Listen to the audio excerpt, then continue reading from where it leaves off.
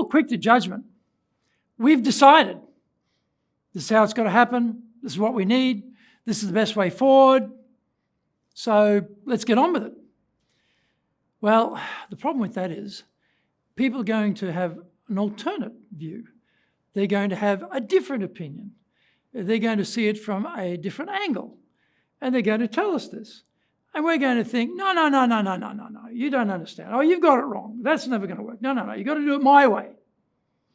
Well, when people resist, when people put up alternatives, don't just dismiss them because it disagrees with what you think.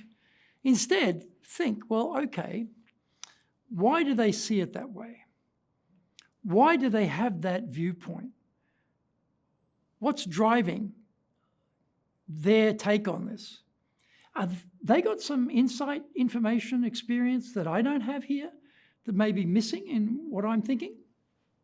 See it as a positive. See it as a positive. And try and see things from the point of view of the other person before you start making any discussion, judgment, or pushback on their idea. Be open that we may not have all the detail we need. Be open that we're not the monopoly of all the best ideas. There are many paths to the mountaintop, remember. They might have a better path. Be open to see things from the other person's point of view.